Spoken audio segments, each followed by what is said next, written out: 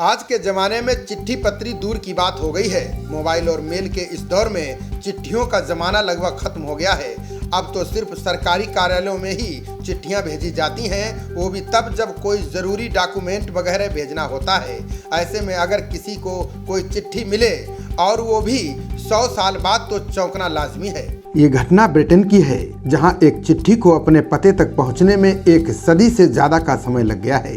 आखिरकार अब वो अपने गंतव्य तक पहुंच गई है। ब्रिटिश मीडिया रिपोर्ट्स के मुताबिक ये चिट्ठी 1916 में इंग्लैंड के बाथ में लिखी गई थी। चिट्ठी को जिस एड्रेस पर भेजा गया था वो साउथ लंदन के हैमलेट रोड का था। इस घर में अभी रहने वालों को जब ये चिट्ठी मिली तो वे चौंक गए।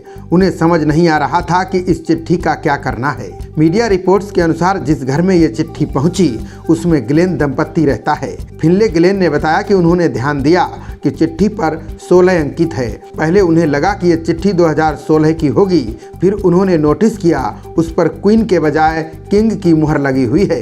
तब उन्हें एहसास हुआ कि ये चिट्ठी 2016 की नहीं हो सकती है।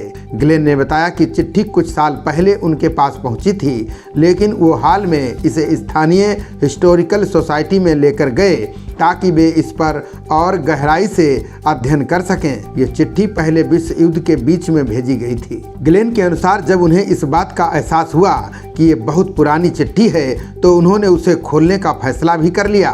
बता दें कि ब्रिटेन में पोस्टल सर्विस एक्ट के अनुसार अगर पत्र या मेल आपको नहीं भेजा गया है तो उसे खोलना अपराध माना जाता है। लेकिन उस समय तक ग्लेन मन बना चुके थे कि अगर उन्हें इस क्राइम की सजा मिलती भी है तो वो माफ़ी मांग लेंगे। हालांकि उन्होंने जब चिट्ठी खोली तो उसकी भाषा उनकी समझ में नहीं आई। जब ग्लेन जान गए कि इस पत्र का ऐतिहासिक महत्व है तो उन्होंने इसे लोकल क्वार्टरली मैगजीन नॉर्वुड रिव्यू को दे दिया। मैगजीन के एडिटर स्टीफन ऑक्सफोर्ड ने बताया कि हिस्टोरियन के तौर पर ये उनके लिए भी चौंकाने वाला था।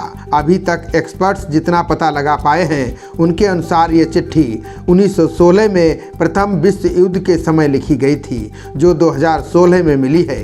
ये चिट्ठी तब लिखी गई थी जब विश्व युद्ध चल रहा था और इस पर जॉर्ज पंचम की मुहर लगी है। रिपोर्ट के मुताबिक जिस शख्स ने इस चिट्ठी को लिखा था ना वो जीवित है और ना ही जिसको लिखी गई थी वो जीवित है। ऑक्सफोर्ड के एक्सपर्ट ने बताया कि ये केटी मार्स को संबोधित करते हुए चिट्ठी लिखी गई थी। उन्होंने स्टैम्प डीलर ओसवाल्ड मार्स से शादी की थी। चिट्ठी को उनके दोस्त क्रिस्टाबेल मेनेल ने भेजा था जो छुट्टी पर थे। चिट्ठी में कई खुफिया जानकारी दी गई है और साथ ही विश्व युद्ध के बारे में भी कुछ लिखा गया है। अभी चिट्ठी को और बारीकी डिकोड करने की कोशिश की जा रही है। खबरों का सिलसिला जारी रहेगा। देखते रहिए जनप्रवाद। नमस्कार।